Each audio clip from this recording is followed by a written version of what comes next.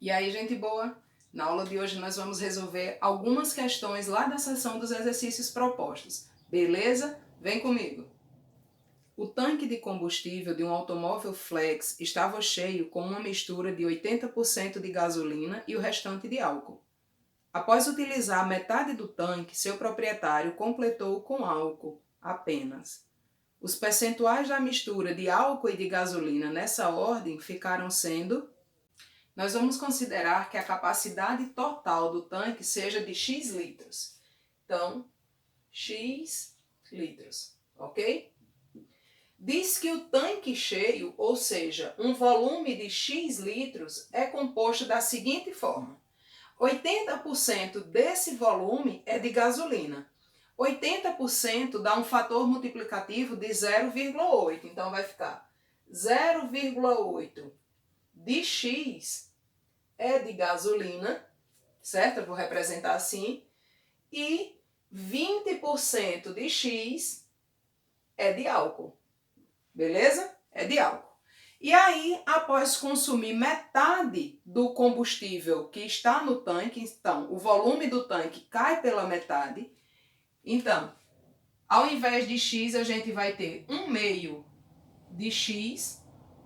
Gente, se eu tinha um tanque cheio e ele foi reduzido à metade, concorda que proporcionalmente as medidas, né, continuam sendo 80% de gasolina e 20% de álcool. Mas eu posso reescrever numa proporção e dizer que desse volume nós temos agora 40% do volume é de gasolina e 10% desse volume agora é de álcool, beleza?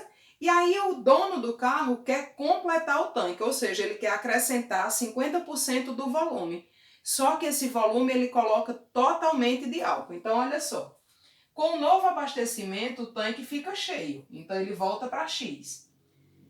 A quantidade de gasolina permanece, então 0,4 X, ou seja, 40% desse volume é gasolina, mais 10% que já tinha do volume era de álcool, e agora ele acrescenta metade do volume, né, que falta para encher o tanque somente com álcool. Então, 50%, ou seja, 0,5 do volume vai ser de álcool. Olha só, aqui eu tenho somente álcool, então o tanque cheio vai ficar da seguinte forma. 40% do volume do tanque é gasolina e 60% do novo volume é álcool. Então, 40% é gasolina e 60% é álcool. O que dá o tanque cheio e o gabarito, então, é a letra D. Dayana é aluna do curso de Informática para a Internet no campus Igaraçu e está estagiando no setor de testes de uma empresa que desenvolve aplicativos para celulares. No primeiro semestre do estágio, ela já testou 44 aplicativos para o sistema Android, 36 aplicativos para o sistema iOS e 30 que foram feitos para ambos os sistemas. Considerando que Dayana encontrou bugs, ou seja, erros, em 20% dos aplicativos que testou, quantos estavam funcionando corretamente? Olha que beleza! Teoria dos conjuntos e porcentagem tudo junto, do jeito que a gente gosta. A gente sabe que Dayana testou 44 aplicativos para Android, 36 para iOS e 30 desses aplicativos serviam para os dois tipos. Construindo o diagrama, né? Então, a quantidade de aplicativos comuns para Android e iOS são 30. Se 44 rodavam para Android e dos 44, 30 rodam para os dois, então só para Android eram 14 aplicativos, beleza? Para iOS foram testados 36. Dos aplicativos testados, 36 funcionavam para iOS, sendo que 30 já funcionavam para Android e iOS. Então, A quantidade de aplicativos exclusivos para iOS são 6. Qual é o total de aplicativos testados? 14 com 30, 44 mais 6, são 50 aplicativos testados, beleza? Aí a questão também diz que dos aplicativos que Dayana testou, 20% estavam bugados. Então, 20% de 50 estavam bugados. Tá, se 20% estavam bugados, quantos funcionaram corretamente? Funcionaram corretamente 80% de todos os aplicativos testados. Então, 0,8 vezes 50 dá um total de 40 aplicativos. E o gabarito é a letra E. Após se fazer uma promoção em um clube de dança, o número de frequentadores do sexo masculino aumentou de 60 para 84. E apesar disso, o percentual da participação masculina passou de 30% para 24%.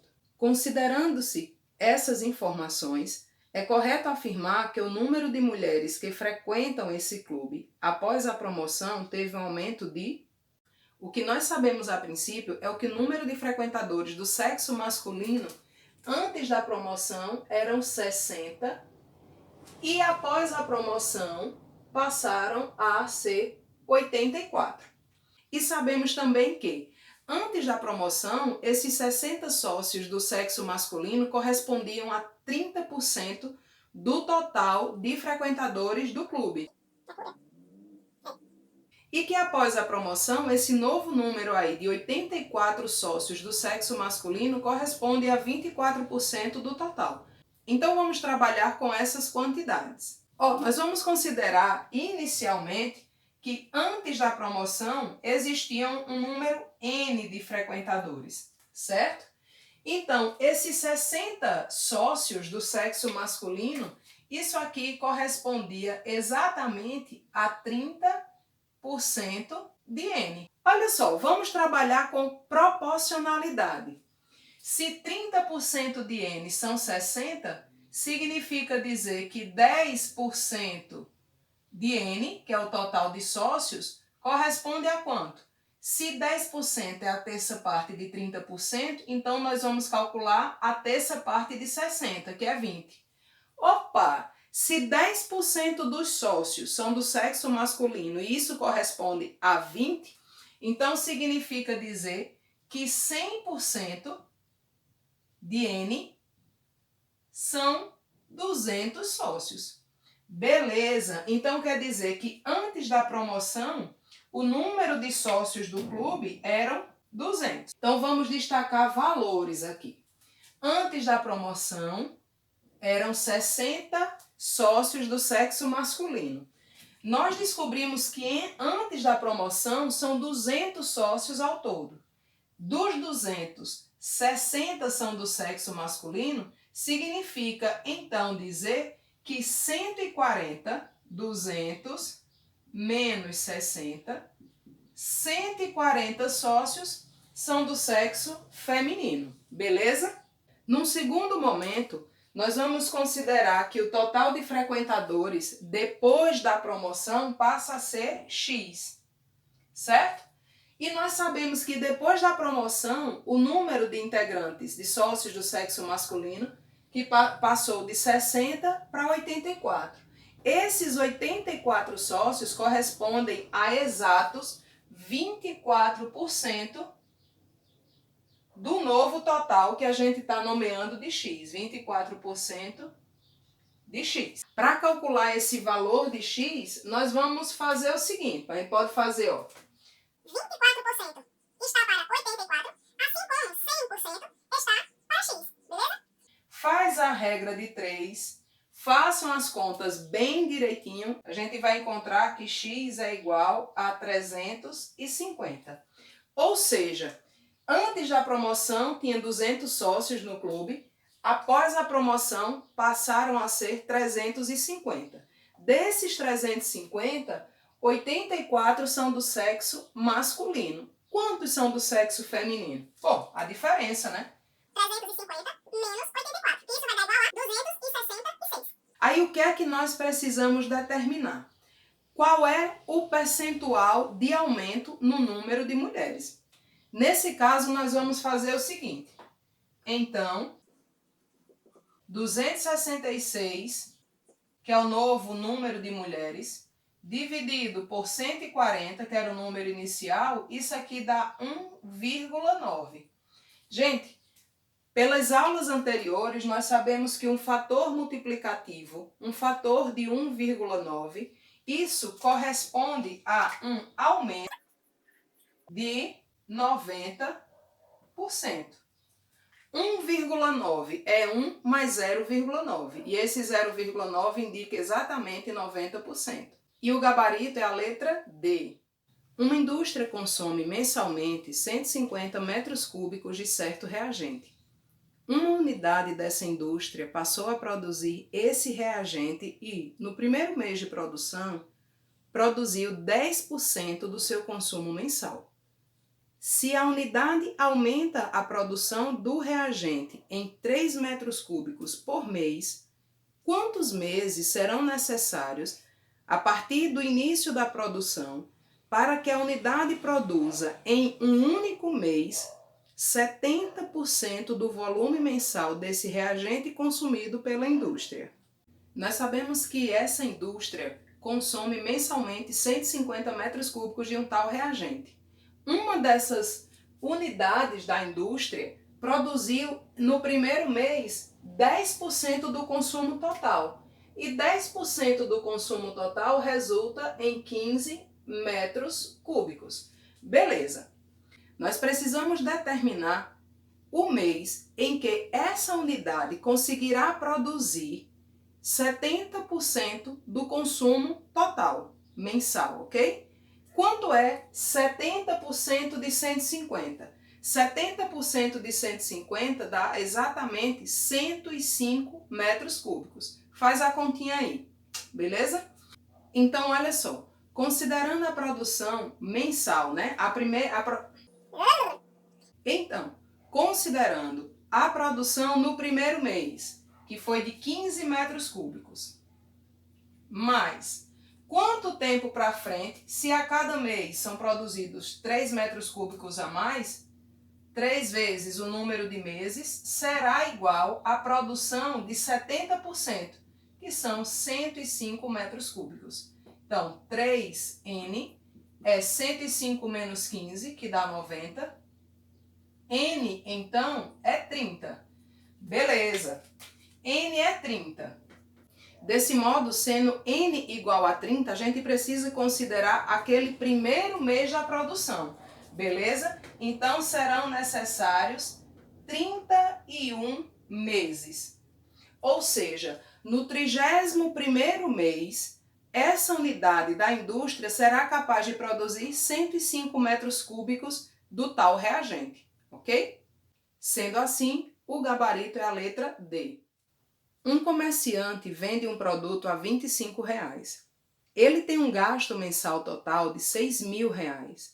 A quantidade de produtos que ele deve vender por mês para ter um lucro mensal de 20% é: seja X a quantidade de produtos que serão vendidos mensalmente nessa loja a fim de proporcionar um lucro de 20% ao comerciante. Então, a quantidade de produtos vendidos, X, beleza?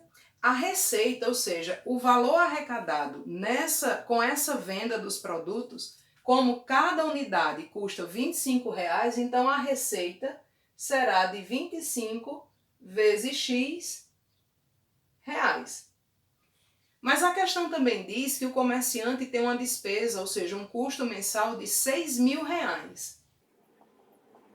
Uma relação bem importante que a gente não pode esquecer quando se fala dessa questão de compra e venda, né, é que a receita é igual ao custo mais o lucro.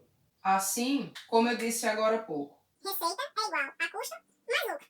Nós temos uma receita de 25x, temos um custo de R$6.000 mais o lucro.